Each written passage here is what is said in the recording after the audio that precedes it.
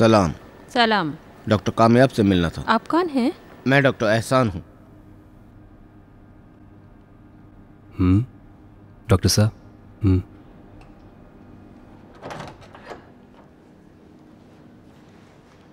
सलाम। सुनिए, अरे रुकिए काशिफी साहब। सलाम। सलाम। माफ़ कीजिएगा सर, डॉक्टर जलायर ने आपको अभी बुलाया है, उनसे मिल लीजिएगा। अल्लाह ठीक है, हाफिज़। शुक्रिया। सलाम सर। सलाम। डॉक्टर ईरान मनीष के खिलाफ कंप्लेंट लेटर तैयार हो गया है। उन्होंने उस प्रोजेक्ट को, जो कि हमारी कंपनी का था, छुरा लिया है। मेरा मतलब फैक्टर 8 वाला प्रोजेक्ट। सॉरी सर, हम ऐसा कुछ भी नहीं कर सकते। उस लेटर को देखते हुए जो हमने डॉक्टर सदरा को लिखा है, जिसमें प्रोजेक्ट के कैंसिल होने की बात लिखी है, और उसे देखते हुए इस कंप्लेंट से कुछ होने वाला नहीं है। ना मादी साहब, ऐसा नहीं है। मैंने भी वो खत देखा है। उसमें लिखा है कि एग्रीमेंट पर काम हो, और जब काम ना हो तो उस खत की कोई कानूनी अहमियत नहीं रह जाती। इसलिए मैं वो कंप्लेंट लेटर बना देता हूँ जिस लेटर के लिए डॉक्टर साहब कह रहे हैं, और इस तरह हम मैडम ईरान मनीष को भी बहुत आसानी से कोर्ट में खींच लेंगे। माफ़ कीजिएगा आप। सॉरी, गलती मेरी है। मुझे पहले इनके बारे में बता देना चाहिए था कि अब कंपनी के कानूनी काम जनाब सईदी साहब अंजाम देंगे। यानी कि ये मेरी जगह पर आए हैं? मैंने सोचा कि मैडम ईरान मनीष के फैमिली मेंबर होने के नाते तुम्हारे लिए मुनासिब न हो इस कंप्लेंट लेटर को फॉलो अप करो। अब तक तुमने जो भी किया उसके लिए मैं तुम्हारा शुक्रगुजार हूँ। मैं मानता हूँ कि अब तक जितना प्रेशर तुम्हारे ऊपर था उसकी वजह से तुम्हें आराम की ज़रूरत है।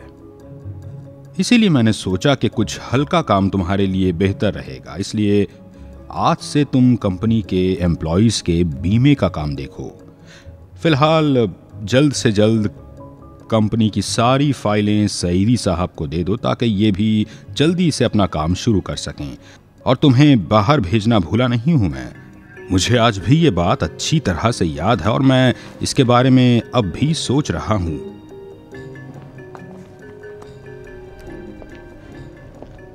डॉक्टर साहब, जिस मसले पर हमने पहले बात की थी, क्या बेहतर नहीं होगा कि उसके बारे में कुछ किया जाए ताकि मिनिस्ट्री पर दबाव बनाया जा सके? ठीक है, उसे भी देखता हूँ मैं। ओके, मैं चलता हूँ। खुदा हाफिज। खुदा हाफिज।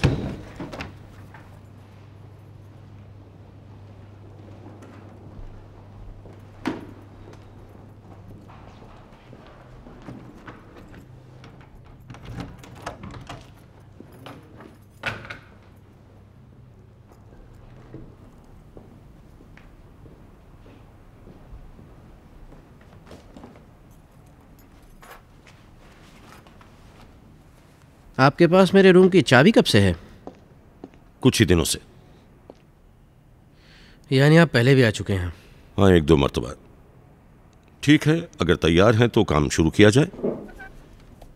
अब सबसे पहले तो आप इस रूम की चाबी मुझे दे दें, इससे पहले कि आप भूल जाएं। ठीक है?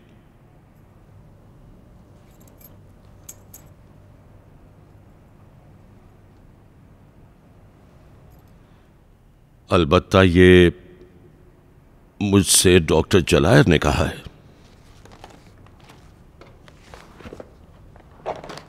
इन हालात में तो सिर्फ एक ही रास्ता है और वो ये है कि मिनिस्ट्री पर दबाव बनाया जाए। सही कह रहे हो, मगर कैसे? कुछ सोचा है?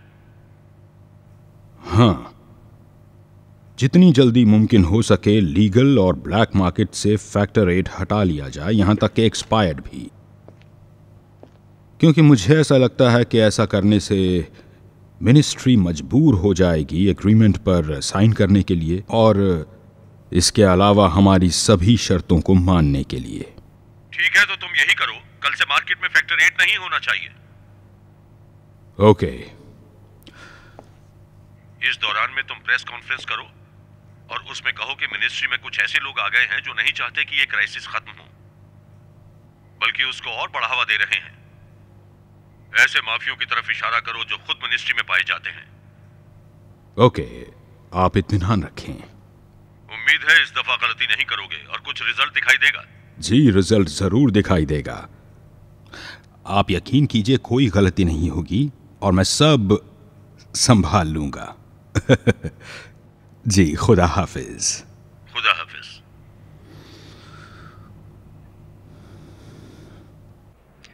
फैक्टर 8 का क्राइसिस जो करीब महीने भर पहले शुरू हुआ था, पिछले कुछ दिनों से और बढ़ता जा रहा है। यहाँ तक कि अब ये मार्केट में ब्लैक में भी नहीं मिल रहा है। आइए इस सिलसिले में हम बात करते हैं डॉक्टर जलायर से, जो ड्रग्स कंपनी के डायरेक्टर हैं और हमारे यहाँ स्टूडियो में मौजूद हैं।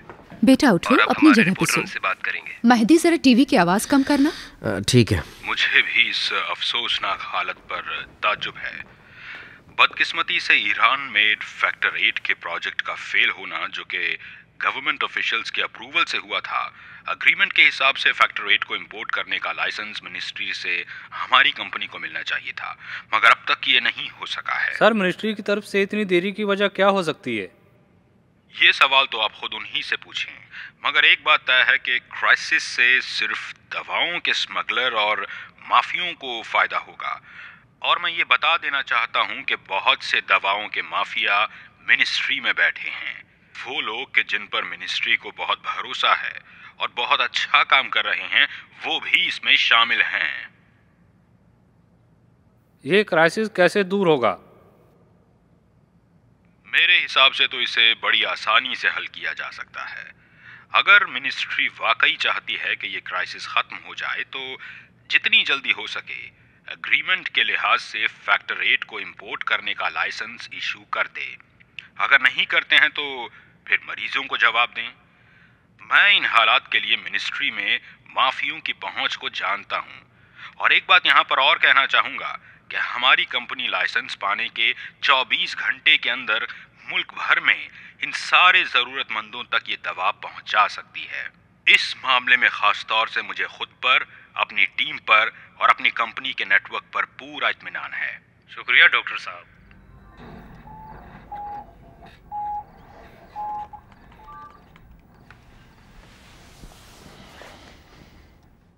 प्रेस कॉन्फ्रेंस तो बहुत अच्छी हो गई, जबरदस्त भी और इफेक्टिव भी। यकीनन इसका असर पड़ेगा।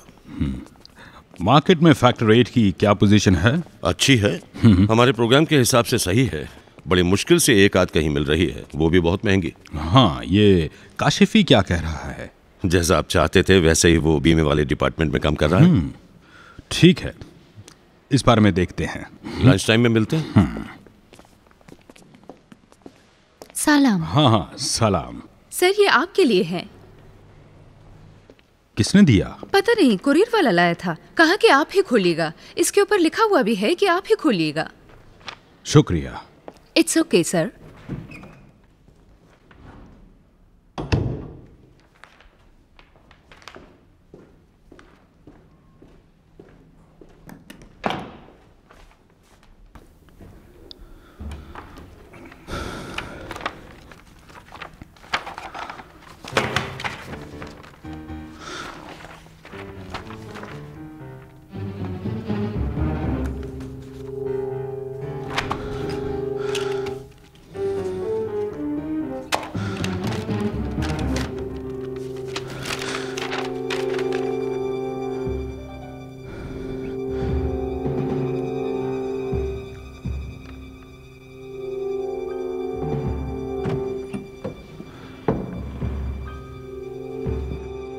ये पैकेट किस कुरियर से आया था? पता नहीं, कुरियर वाला ये पैकेट लाया था और उसके पास कोई रसीद या कागज नहीं था। क्या कोई बात हो गई सर? सईदी साहब से कहो फौरन मेरे पास आए। Okay sir.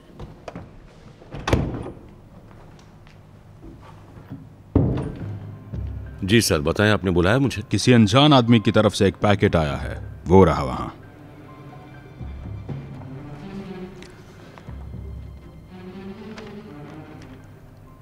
ये तो खुले तौर पर धमकी है। ये पैकेट हमारा हर एक राज खोल देगा। ये बताइए, किसी और को भी इन सब चीजों के बारे में पता था? बेवकूफों जैसी बात मत करो। सीक्रेट्स के यूजर और पासवर्ड सिर्फ और सिर्फ मेरे पास थे।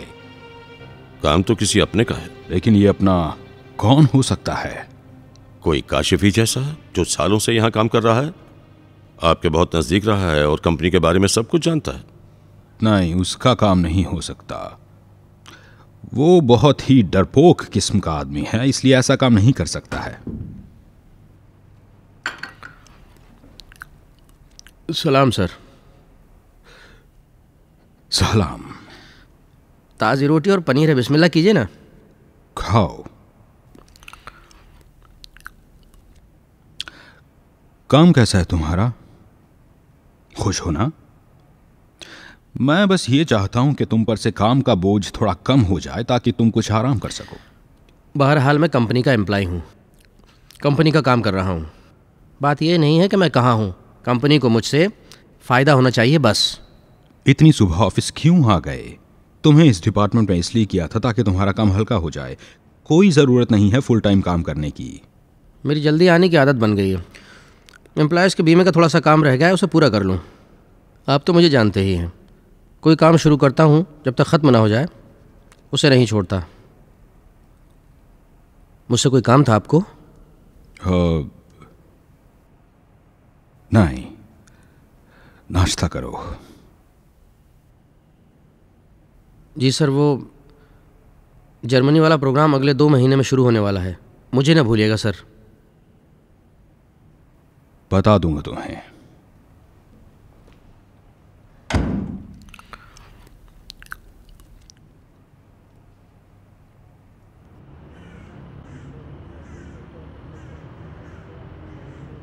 सलाम डॉक्टर। सलाम। कौन? हमारी नई जान पहचान हुई है। लेकिन तुमने तो कहा तुम हमारे पुराने दोस्त हो। हाँ, इसलिए कहा था कि तुम्हें सरप्राइज कर सकूं। ठीक है, बताओ तो सही, हो कौन? मैं वही हूँ जिसने वो सीक्रेट पेज तुम्हारे लिए भेजे थे। सईदी को जल्दी से मेरे पास भेज दो। तुम्हें इसलिए फोन किया कि बता सकूं कि तुम्हारे सीक्रेट का एक और पार्ट तुम्हारे लिए भेज रहा हूँ, चेक कर लो। कहाँ? ईमेल किया है।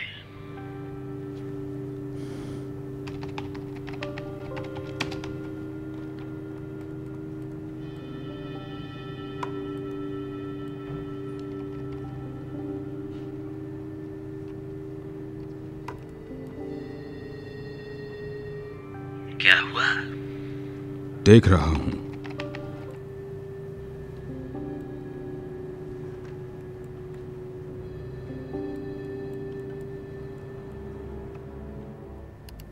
तुम हो कौन? ये सब तुम्हें कैसे मिला? काम गए ना, या भी यकीन नहीं कि तुम्हारे लिए कैसी मुसीबत खड़ी कर सकता हूं। लेकिन तुम करना क्या चाहते हो? जल्दी मत करो, अभी उसका वक्त नहीं आया। कब आएगा वक्त? फोन कर दूंगा। कोशिश करो जरा मोटा कैश तैयार रखने की, इतना जो इन कागजात की कीमत हो सके। Hello hello.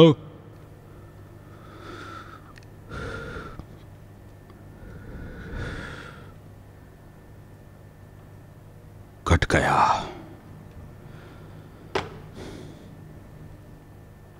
ये महदी काशिफी इस वक्त कहाँ होगा?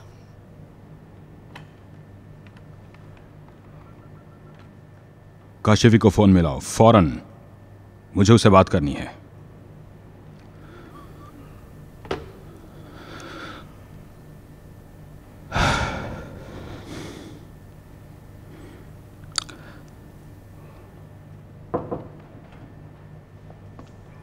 सॉरी सर, वो अपना फोन नहीं उठा रहे हैं।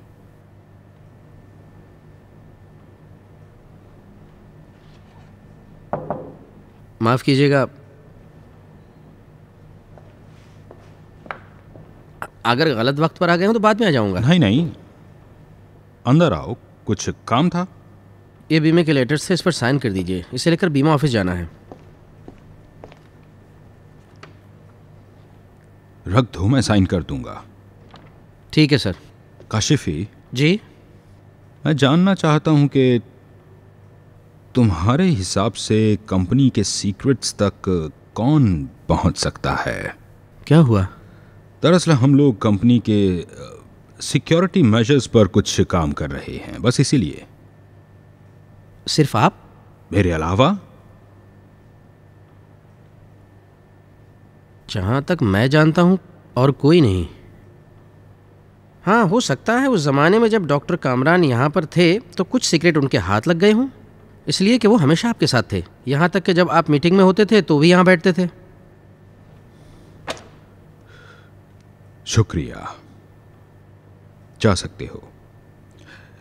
ये जब साइन हो जाएगा तो तुम्हारे पास भेज दिया जाएगा। ठीक है, मैं चलता हूँ।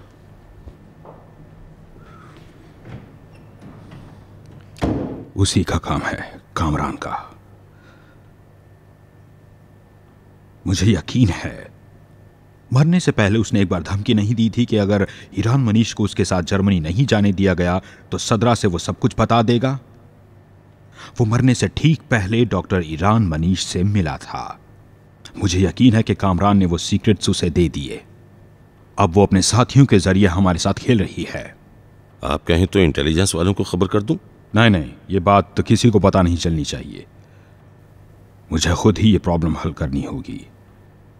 जानते हो कि मैंने इस कंपनी के लिए बहुत मेहनत की है। मैं नहीं चाहता कि सब ऐसे ही खत्म हो जाए। ठीक है, डॉक्टर ईरान मनीष को फोन करते हैं और बुलाते हैं कि यहां आकर बात करें।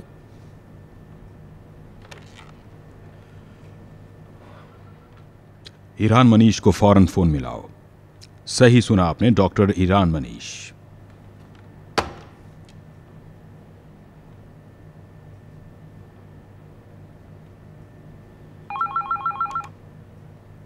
हेलो मैडम, फोन पर है सर।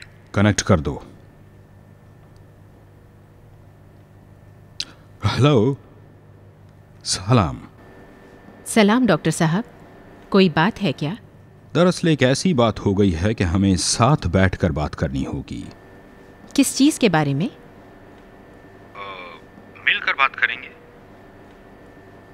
ठीक है, जैसा आप चाहें। तो आप कब आ सकती हैं यहाँ पर? वैसे सर, काम तो आपको है ना? ठीक कहा। तो कहाँ आना होगा मुझे? मिल्लत रेस्टोरेंट ठीक है क्या? आपको भी करीब पड़ेगा। जी हाँ, जानता हूँ मैं। तो आज शाम 5 बजे का वक्त है रहा? तो फिर ठीक है, मिलते हैं सर। खुदा हाफिज।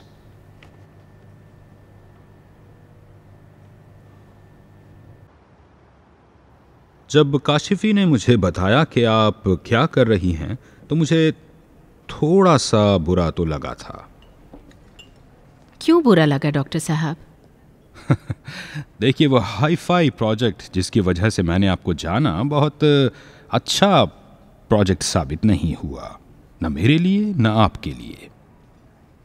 आप जानती हैं कि मेरे लिए सिवाय नुकसान के उसमें कुछ हाथ नहीं लगा। फिर भी मैंने कभी भी आपकी काबिलियत पर शक नहीं किया। और अगर मैं ये उम्मीद करूं कि आप कम लागत और जल्दी से पूरा हो जाने वाला काम हमारी कंपनी में अंजाम दें और कुछ हद तक नुकसान की भरपाई हो सके, तो भी क्या आप हमारे साथ नहीं आएंगी? आपके साथ और आपकी कंपनी में काम करना मेरी ज़िंदगी के बुरे दिनों में से है सर। और आप चाहते हैं कि इतनी सारी बातों के बावजूद मैं आपकी कंपनी में वापस लौट आऊं? हमारे साथ काम करना इतना ज़्यादा सख्त गुजरा आपको? बहुत ज़्यादा। इतना कि मैं उसे दोहराना भी नहीं चाहती हूं। तो इसका मतलब ये हुआ कि आप मुझसे और कंपनी से बहुत ज़्यादा खुश नहीं हैं। कहीं आपका इरादा अब हमसे बदला लेने का तो नहीं है? बिल्कुल नहीं। मैं आपको बता दूं, मेरे पास बदला लेने की फुर्सत नहीं है। डॉक्टर ईरान मनीष, आपके डॉक्टर कामरान से ताल्लुकात होने की वजह से उन्होंने आपको आखिरी बार मिलते वक्त कोई बात या कोई चीज़ तो नहीं दी?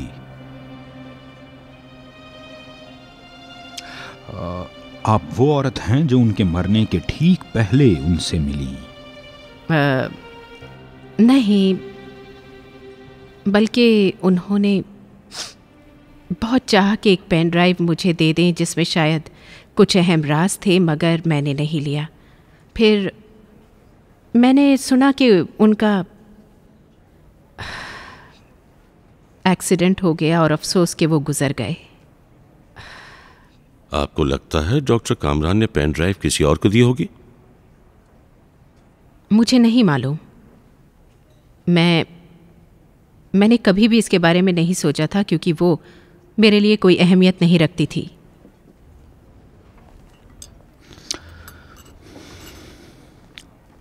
बहरहाल हमारी कंपनी का दरवाज़ा आपके लिए हमेशा खुला है मैडम।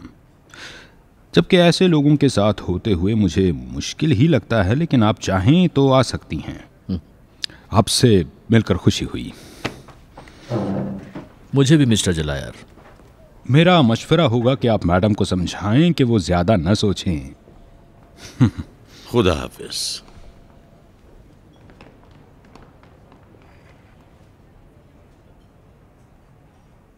पेन ड्राइव के बारे में मुझे तुमने कुछ नहीं बताया था।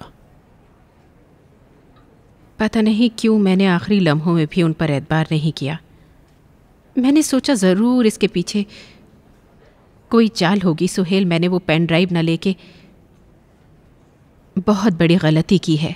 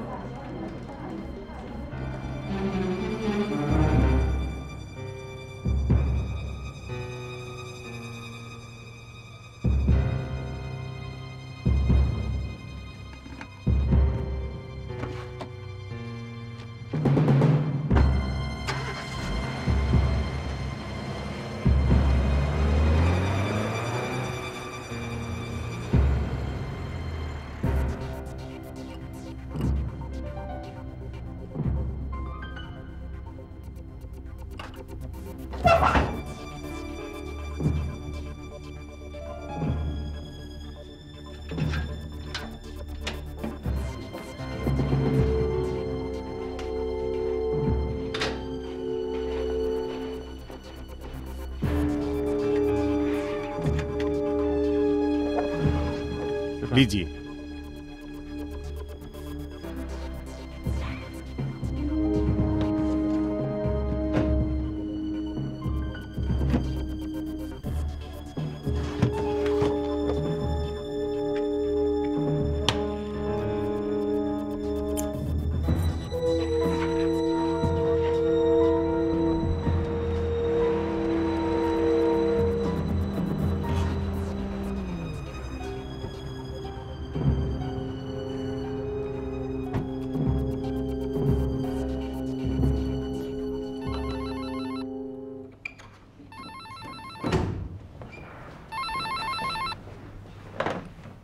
हेलो। सलाम जनाब काशिफे। सलाम। सर को आपसे जरूरी काम है, उनसे आप मिल लीजिए जल्दी ही। तिजारत के हिसाब से तो ठीक है, मगर आ जाओ। सलाम। सलाम। आओ बैठो।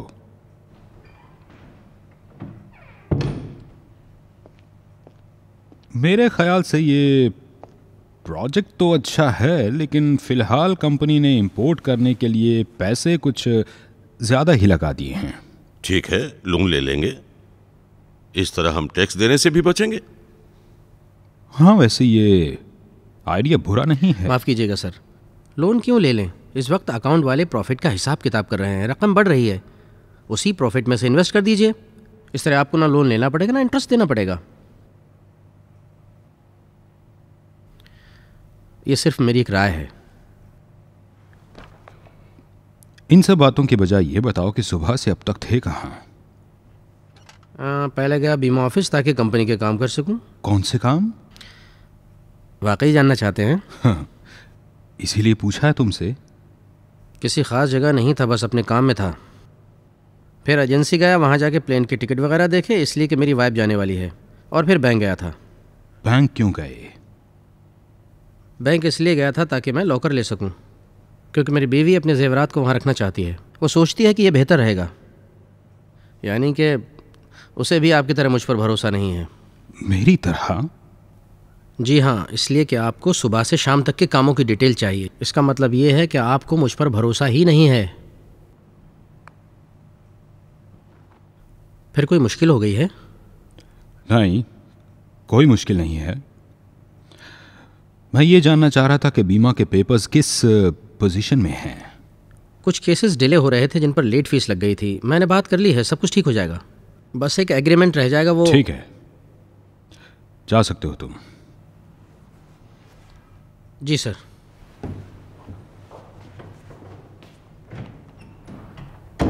नहीं, काशिफी कोई चीज छुपाता नहीं है। मैं बरसों से पहचानता हूं इसे। डॉक्टर ईरान मनीष वाले मसले में एक रिलेटिव होने के बावजूद कंपनी के लिए जो भी बेहतर हो सकता था वो उसने किया। ठीक है, लेकिन बहुत मुमकिन है कि वो सब भी उसी का खेल हो।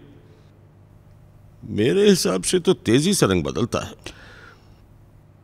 पता नहीं, मैं तो बिल्कुल कंफ्यूज्ड हो गया हूं। बहरहाल या महदी का काम है या फिर इसमें मैडम ईरान मनीष का कोई हाथ है। हेलो। अच्छा,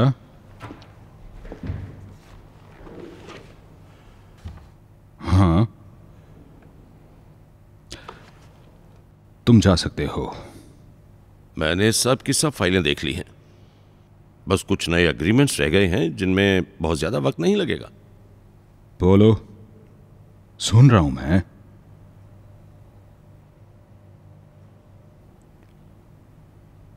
एक मिनट, तुम यहां क्या कर रहे हो अब तक?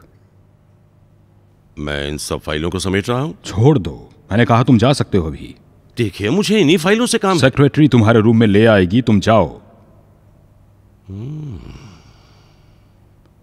मैं ठीक नहीं हूं, अकेला रहना चाहता हूं, इसलिए जाओ यहां से। लेकिन मेरी अर्ज है कि अगर कोई प्रॉब्लम हो तो मुझे बताएं। नहीं, कोई प्रॉब्लम नहीं है, तुम बस जाओ। बेहतर।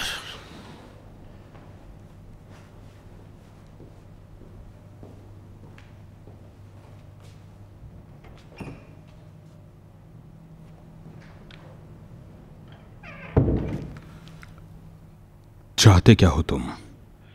50 लाख डॉलर। 50 लाख डॉलर? बहुत ज्यादा है।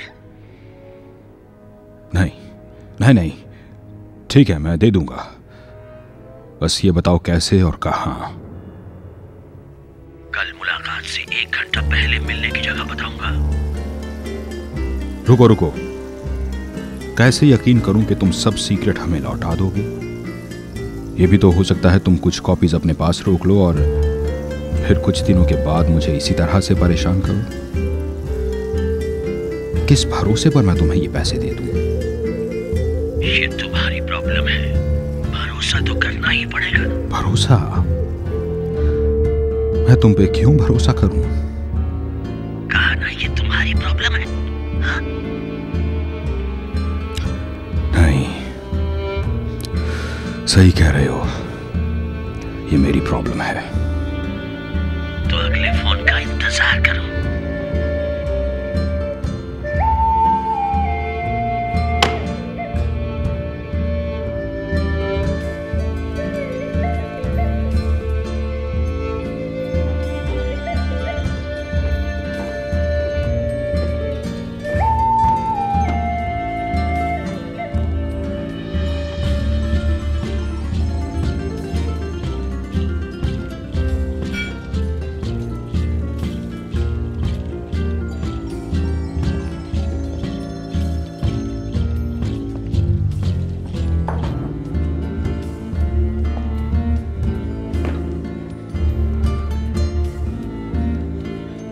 ठीक है, मैं बात कर लूँगा।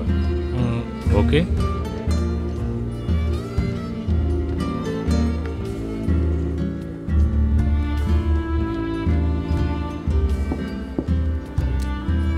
आपका खाना अभी आ जाएगा। लेकिन मैंने तो कोई ऑर्डर नहीं दिया। ऑर्डर मिल चुका है सर।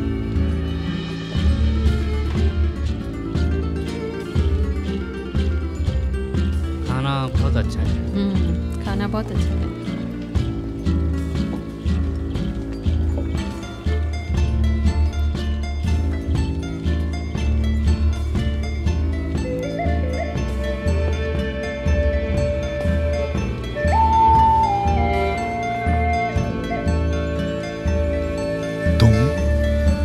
हाँ, मैं सईदी सही कह रहा था।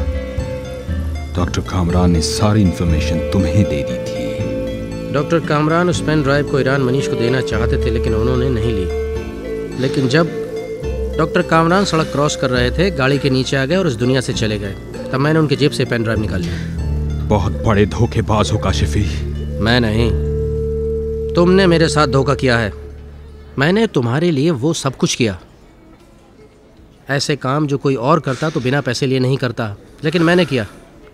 और फिर भी सईदी को ले आए और मेरी जगह लाकर बैठा दिया। क्या सही किया तुमने? काशिफी, तुम पहले आदमी हो जो मुझसे इस तरह जीत गए। शाबाश, जबरदस्त गेम किया तुमने। अब मुझे भी वाकई अपने रिटायरमेंट के बारे में सोचना होगा।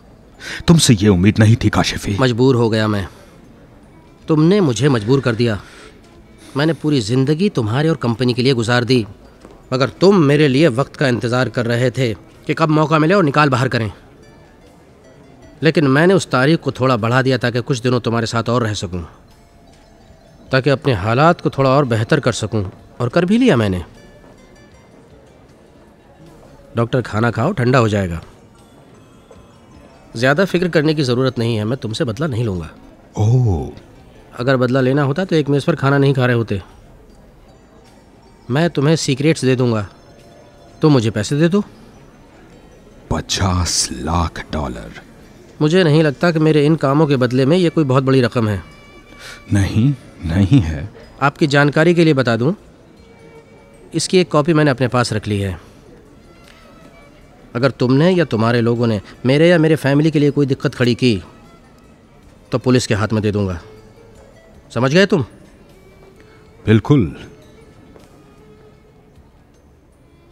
और ज्यादा क्यों नहीं मांगा? तुम क्या सोच रहे हो काशिफी?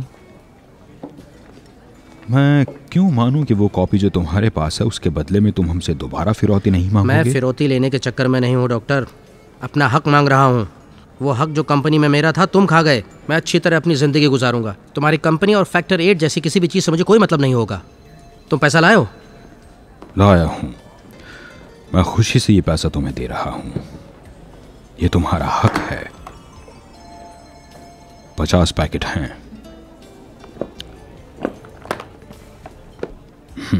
लाओ।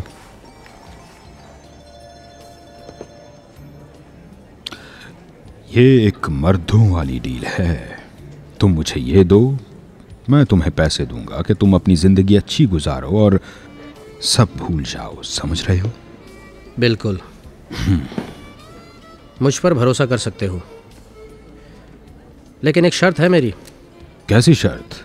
अब कोई मेरा पीछा नहीं करेगा, वरना सब कुछ बर्बाद कर दूंगा।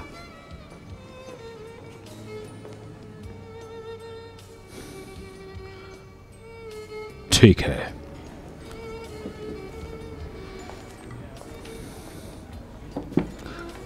मेरे ख्याल से अब मैं तो इत्मीनान से खाना खा सकता हूं।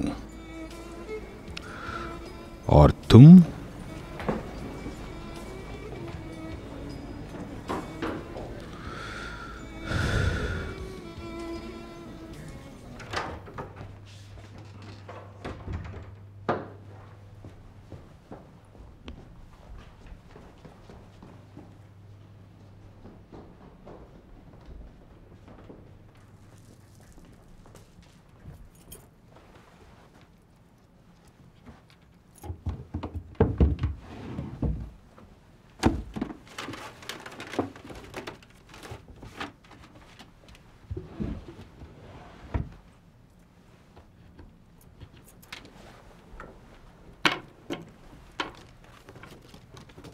सलाम। सलाम। मैं टिकट कंफर्म करने जा रहा हूँ, तब तक तुम तैयार हो जाओ। कोई बात हो गई? मैंने जलायर से अपना हक ले लिया है और बता दिया है कि मैं बाहर जा रहा हूँ। क्यों, खुशी नहीं हुई? मैं क्या कहूँ, मुझे खुश तो होना चाहिए, मगर मैं तो और भी उलझन में पड़ गई हूँ। उलझन कोई नहीं है, बस वो जो कह रहा हूँ वही करो।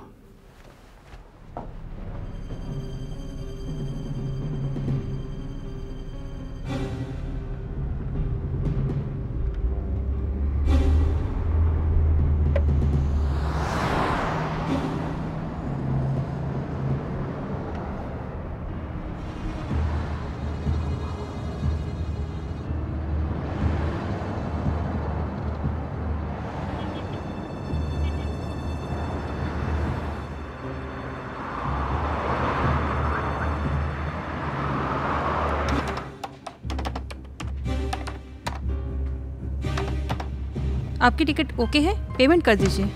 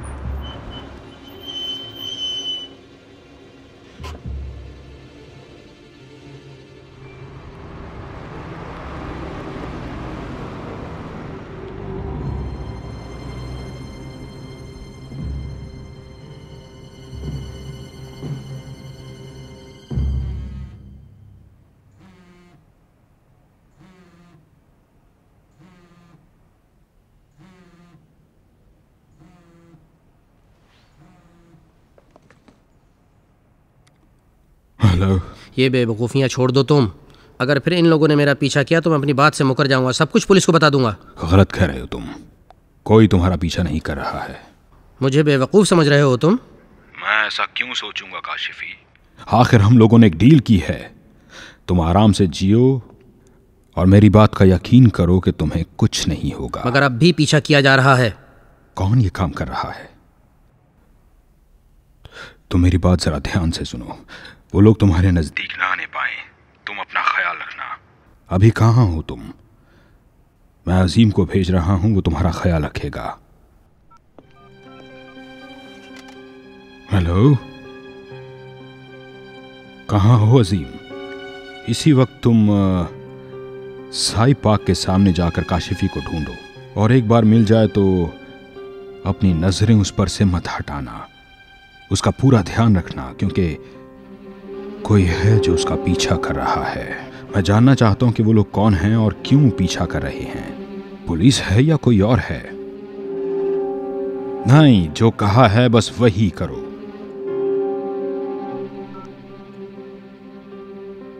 इसे कहते हैं चोर भी खुद और दरोगा भी खुद। सलाम मीना। सलाम। सामान तैयार हो गया है? तैयार कर रही हूँ। ठीक है, एक टैक्सी ले लो और मामू जान के घर चली जाओ। आखिर क्यों?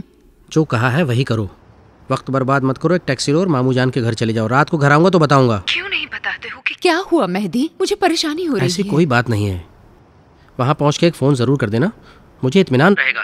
खुदा हाफिज। हेलो मेहदी।